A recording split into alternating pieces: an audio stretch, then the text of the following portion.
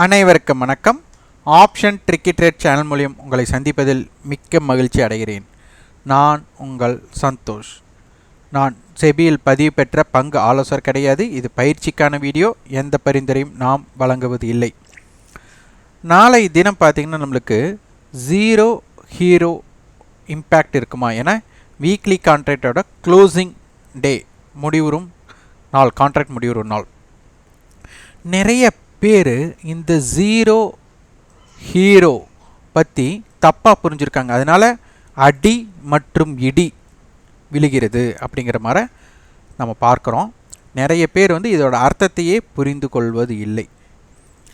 இந்த zero to hero அப்படின்னா நம்ம முதலீடு ஜீரோவானாலும் பரவாயில்லை அப்படின்னு நினைக்கிற அமௌண்ட் பெரிய உயர்வு ஏற்பட்டு அது ஹீரோவாக மாறணும்.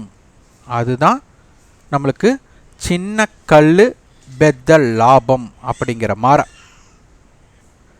ஷேர் மார்க்கெட்டை பொறுத்தவரை யாராச்சும் அவங்களுடைய அனுபவத்தை, அதுவும் நஷ்டம் லாஸோட அனுபவத்தை பகிர்ந்தால் அது தங்களுக்கே நடந்த மாதிரி எல்லாத்துக்குமே தோணும். இது நம்ம ஒன்று நடந்தது நம்ம சொல்லிகிட்டு இருக்க இதே தாங்க எனக்கும் ஏற்பட்டுச்சு அப்படின்னு சொல்கிற மாதிரி. அதாவது யாரெல்லாம் ஷேர் மார்க்கெட்டில் அவங்களோட அனுதாபத்தை, அவங்களுடைய பகிர்வை, அவங்களோட அனுபவத்தை பகிர்கிறார்களோ அது மற்றவர்களுக்கு தான் செஞ்சதை அவங்க அப்படியே சொல்கிற மாதிரி, பிரதிபலிக்கிற மாதிரி, அதாவது கண்ணாடியாக விளங்குற மாதிரியே தோன்றும். அது ஷேர் மார்க்கெட்டில் அனைவருக்கும் உண்டான ஒரே ஒரு விஷயம். அதனால் ஷேர் மார்க்கெட்டை பொறுத்தவரை நம்பிக்கை அப்படிங்கிறது 90% இருக்கக்கூடாது. 10% தான் நம்ம நம்பணும். அப்போது நம்மளுடைய முதலீடை காப்பாற்றணும்னா நம்ம 10% நம்பக்கூடிய வாய்ப்புக்கு என்ன முதலீடு நம்மளால் செய்ய முடியுமோ அதை மட்டும்தான் செய்யணும். 90% இதனை நம்பி நம்ம செய்யக்கூடாது. இங்கே நிறைய பேர் பார்த்திங்கன்னா தினமும் 500 எடுப்பது எப்படி, தினமும் 1000 எடுப்பது எப்படி அப்படின்னு நிறைய ஸ்ட்ராட்டஜிஸ் பில்ட் பண்ணி கொடுத்துட்டே இருப்பாங்க. அது பார்த்திங்கன்னா அது ஏதாச்சும் ஒரு இடத்துல, அந்த இடத்துல மட்டும்தான் பயன்படும். இப்போ நீங்கள் பார்த்தீங்கன்னா கேண்டில் ஸ்டிக் அப்படிங்கிறது பொது, ஆனால் அதுக்குள்ளே எதுக்கு இவ்வளோ இண்டிகேட்டர்ஸ்? அப்போ ஒவ்வொரு இண்டிகேட்டரும் ஒவ்வொரு சூழ்நிலையை பிரதிபலிக்கும். அப்போ அந்த சூழ்நிலையில் மட்டும் அதை நம்ம செஞ்சால் அது நம்மளுக்கு சிறப்பாக இருக்கும். ஆனால் அதைவே எல்லா சூழ்நிலைக்கும் நீங்கள் பொருத்தி பார்த்தீங்கன்னா அதுதான் நஷ்டத்தை ஏற்படுத்தும். முதல்ல நமக்கு மார்க்கெட்டை பொறுத்தவரை one side up, one side down, sideway. நிறைய பேர் நல்ல லாபம் எடுக்கிறது ஒன் சைடு மார்க்கெட்டில் எடுப்பாங்க, இல்லை ஒன் சைடு இறக்கத்தில் பண்ணுவாங்க. இந்த சைடுவே மார்க்கெட்டுக்குள்ளே கொண்டு போய் என்ன பண்ணுவாங்க அப்படின்னா ஒன் சைடு மார்க்கெட்டுக்கு உண்டான இம்பேக்டை இன்செர்ட் பண்ணுவாங்க. அப்போ என்ன ஆகும்? உங்களுக்கு நஷ்டம்தான் வரும். அப்போது சந்தையில் நம்மளுக்கு ஒன் சைடு மார்க்கெட்டுக்கு தகுந்தது சிம்டம்ஸை ஒன் சைடு மார்க்கெட்டுக்கும் சைட்வே மார்க்கெட்டுக்கு உண்டான இம்பேக்டை சைட்வே மார்க்கெட்லேயும் பண்ணணும். இப்போ வருவோம் ஜீரோ ஹீரோ அப்படின்னு நம்ம சொல்கிறோம். அப்போ ஜீரோனா முதலீடு என்பது குறைந்தபட்சமாக இருக்கணும், அதான் சின்ன கல். ஹீரோனா பெத்த லாபம் வரணும். எல்லாரும் நம்மளுக்கு ஒரு பஞ்சதந்திரம் போய் படத்தை பார்த்த மாதிரி இருக்கணும். அப்போ இதற்கு முழுக்க முழுக்க ஒரு காரணம் என்னென்னா ஓடிஎம் ஆப்ஷன் நம்மளுக்கு ஐடிஎம்மாக மாற வேண்டும். இது ஒரு சிம்பிள் லாஜிக். இது யாரெல்லாம் கடைபிடிக்கிறாங்களோ அவங்களுக்கு இது சிறப்பானதாக இருக்கும். அது என்ன அப்படிங்கிறது தான். இப்போது நம்மளுக்கு 19,850 மார்க்கெட் இருக்கு. அப்போ 19,850க்கு மேலே இருக்கிற ஸ்ட்ரைக் ஏறுமுகத்தில், 19,850லேருந்து ஏறுமுகத்தில் இருக்கிற ஸ்ட்ரைக் அனைத்துமே ஓடிஎம் கால் ஆப்ஷன். அதாவது இதனுடைய அர்த்தம் புரிஞ்சுக்கோங்க. கால் ஆப்ஷன் அப்படின்னா அதனுடைய அர்த்தம் சந்தை மேல் நோக்கி செல்வது அப்படின்னு அர்த்தம். அப்போ 19,850 கால் தொள்ளாயிரத்துக்கு மேலே இருக்கிற ஏறுமுகம் சொல்லியாச்சு. அப்போ 19,900 காலை நான் எடுக்கிறேன். அப்போது கால் ஆப்ஷன்னா சந்தை ஏறுமுகமாக இருக்கும். அப்போ 19,900 காலுடைய அர்த்தம் என்ன அப்படின்னா 19,900க்கு மேல் சந்தை இருக்கும் அப்படின்னு சொல்கிறது தான்.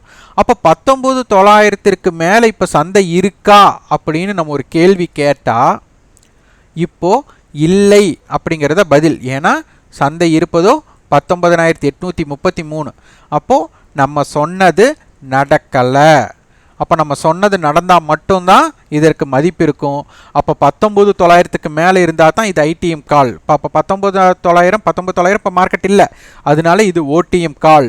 இதனுடைய உண்மை மதிப்பு எவ்வளோ அப்படின்னு கேட்டால் 0, அதாவது 0. அப்போது இதற்கு எப்போ மதிப்பு வரும்? 19,900 காலுக்கு எப்போது மதிப்பு வரும்னா ஸ்பாட் மார்க்கெட், நல்லா புரிஞ்சுக்கோங்க, ஃபியூச்சர் கிடையாது. ஸ்பாட் மார்க்கெட் 19,900க்கு மேலே வந்தால் மட்டுமே இதற்கு மதிப்பு வரும். 19,900க்கு மேலே வராத பட்சத்தில் இதனுடைய மதிப்பு 0. இதனை புரிந்து கொண்டால்தான்.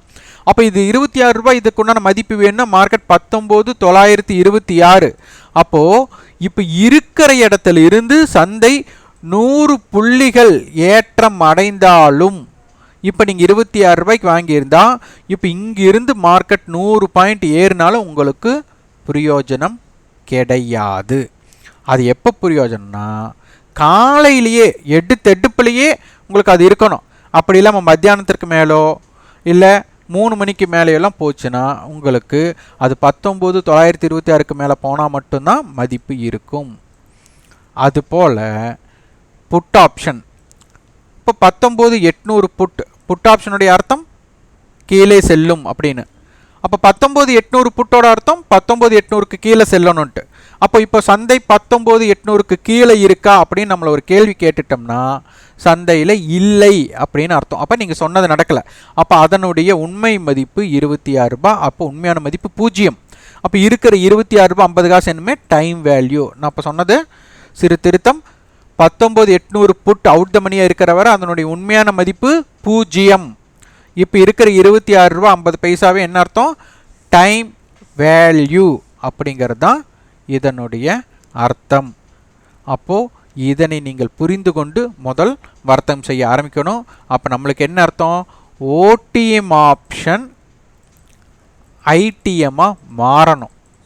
இல்லைன்னா ஐடிஎம் ஆப்ஷன் ஓடிஎம்மாக மாறி மீண்டும் ஐடிஎம்மாக மாறணும். இது என்ன அப்படிங்கிறத இப்போ பார்க்க போகிறோம். இப்போது சந்தையில் பார்த்தீங்கன்னா 19,750 அப்படிங்கிறது இந்த மணி கால் ஆப்ஷன். கால் ஆப்ஷனால் ஏறுமுகம். 19,750 காலுடைய அர்த்தம் 19,750க்கு மேலே இருக்கணும். இப்போ 19,750க்கு மேலே இருக்கா சந்தை இருக்கான்னு கேட்டால் ஆம். அப்போ அதனால் 19,750க்கு மேலே எவ்வளோ இருக்குது அப்படின்னா 83 புள்ளிகள் உள்ளது. ஆனால் இப்போ என்ன விலை இருக்குது? 118 ரூபாய் இருக்கிறாங்க. அப்போ என்ன அர்த்தம்? 35 ரூபாய் டைம் வேல்யூ. 83 ரூபாய் மதிப்புள்ள பொருள் 118 ரூபாய்க்கு வர்த்தகமாயிட்டு இருக்கிறதுனால 35 ரூபாய்க்கு உண்டான மதிப்பு கூட்டுதலாக இருக்குது அப்படின்னு அர்த்தம். அப்போ இது என்ன ஆகணும்? இது ஐடிஎம்மாக இப்போ இருக்குது. அப்போ இது ஓடிஎம்மாக மாறணும் அப்படின்னா 19,750க்கு கீழே சந்தை வந்து, அப்போ 19,750க்கு கீழே வரும்போது இது என்னாகும்? ஓடிஎம் காலாக மாறிவிடும். அதன் பின் மீண்டும் 19,750க்கு மேலே வந்தால் இது என்னவா மாறும்னா ஐடிஎம்மாக மாறும். அப்போ என்ன ஆகும்னா இதற்கு முன்னாடி intrinsic value plus time value இருக்கிறவன் வெறும் டைம் வேல்யூவாக மாறி மீண்டும் இன்ட்ரென்சிக் வேல்யூவை பிடிக்கணும். அப்போ தான் உண்மையான 0 to ஹீரோ அப்படிங்கிறது நடைபெறும். இதுதான் நம்மளுக்கு தேவை. அப்போ சிறிய முதலீடு பெரிய லாபம். அப்போ 0 to ஹீரோ ஆகணும்னா ஐடிஎம் ஆப்ஷனாக இருந்தால் மட்டும்தான் மதிப்பு இருக்கும். அப்போ அந்த ஐடிஎம் ஆப்ஷன் ஓடிஎம்மாக மாறும்போது மதிப்பு இருக்காது. மீண்டும் அது ஐடிஎம்மாக மாறக்கூடிய வரும்போது தான் அதனுடைய மதிப்பு உயரத் தொடங்கும். இதுதான் 0 to ஹீரோ. அதற்காக இப்போது நான் வந்துட்டு 19,750 கால் 118 ரூபாய்க்கு வாங்குறேன் அப்படின்னா இது 0 ஆச்சுன்னா எனக்கு 6,000 ரூபாய் நஷ்டம் வரும். இது மீண்டும் உயர்ந்தா நம்மளுக்கு எவ்வளோ ஆகிடும்? 6,000ங்கிறது 60,000 மாறுமா அப்படின்னா கண்டிப்பாக கிடையாது. இப்போ இதே 118 ரூபாய் இருக்கிறவன் உங்களுக்கு ஒரு 20 ரூபாயோ இல்லை 10 ரூபாயோ 5 ரூபாயோ வராங்கன்னு வச்சுக்கோங்க. 20 ரூபானா உங்களுக்கு 1000 ரூபாய் முதலீடு. இந்த 1000லிருந்து 100 ரூபாய் வந்தாலே போதும். என்ன ஆயிரும்? 5,000 ரூபாய் ஆகிடும். அப்போ 1000லிருந்து 5,000 வந்தால் 4,000 ரூபாய் லாபம் வரக்கூடிய வாய்ப்பு இருக்கும். அப்போது நஷ்டம்னா 1000, ப்ராஃபிட்னா 4,000. இதுதான் 0 to ஹீரோ. 1000 ரூபாய் லாஸ் ஆகிறது நிறைய பேர் விருப்பப்பட்டே ஏற்றுக்குவாங்க. எனக்கு 1000 ரூபாய் லாஸ் ஆனால் பரவாயில்ல, நம்மளுக்கு இம்பேக்ட் கிடைச்சா பரவாயில்ல. இதே 10 ரூபாய்க்கு பண்ணால் 500 ரூபாய் 500 ரூபாய் 5000 மாறிச்சுன்னா 10 மடங்கு, அதாவது 4,500 ரூபாய் உங்களுக்கு லாபம் வர வாய்ப்பாக இருக்கும். இதே 5 ரூபாய்க்கு பண்ணுறீங்க, 250 ரூபாய் தான் முதலீடு, அது 100 ரூபா வந்தால் 5000. அப்போ அது எவ்வளோ மடங்குகள் அப்படிங்கிறத புரிஞ்சுக்கோங்க. அப்போது இந்த 20 ரூபாய் நஷ்டம் அப்படிங்கிறது 1000 ரூபாய் லாஸ் ஆனால் அதுவே பெருசாக இருக்கும், நிறைய பேர்த்துக்கு பெருசாக இருக்கும். அப்போது உங்களுடைய முதலீடு குறைவாகவும் அதன் மூலம் கிடைக்கும் ஆதாயம் மிக பெரிதாக இருக்கிறதா 0 to ஹீரோ. அப்போ இதை பிரிச்சுக்கணும். 9:15 3:30 சந்தை இருக்குது அப்படின்னா இதற்குட்பட்ட பயணத்தில் எப்போதெல்லாம் இம்பேக்ட் வருகிறது, அந்த இம்பேக்ட் எப்போதெல்லாம் சிறப்பாக இருக்கும் அப்படிங்கிறதை நீங்கள் தெரிந்து கொள்ள வேண்டும். இதுவே ஓடிஎம் ஆப்ஷனே ஐடிஎம்மாக மாறினா அதுவும் ஜாக்பாட் இருக்கும். ஆனால் ரொம்ப அது ரேர்னா அது அது ப்ராபபிலிட்டி ஆஃப் சான்சஸில் நடக்கக்கூடிய வாய்ப்புகளை ரொம்ப ரொம்ப குறைவான ஒன்று. இப்போ 19,900 கால் 26 ரூபாய் இருக்காங்க. நாளைக்கு 200 பாயிண்ட் ப்ளஸ்னா இவங்க ஐடிஎம்மாக மாறிடுவாங்க, ஜாக்பாட்டாக மாறிடும். ஆனால் அது ரொம்ப ரொம்ப ரொம்ப ரொம்ப ரொம்ப ரொம்ப குறைவான வாய்ப்பு. அப்போ இதனை புரிந்து கொண்டு தான் நீங்கள் 0 to ஹீரோக்கு எதிர்பார்க்க வேண்டும்.